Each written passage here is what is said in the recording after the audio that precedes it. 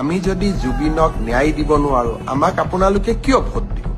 তেতিয়াহ'লে মই কেনেকে ন্যায় দিব লাগিব? তাৰমানে মই জাজৰ মূৰত পিষ্টল এটা ধৰি দিব লাগিব। ইলেকশ্যন আহিছেতো এটা গান গাওঁ, যিসকলে ইলেকশ্যন খেলিব তেওঁলোকৰ কাৰণে।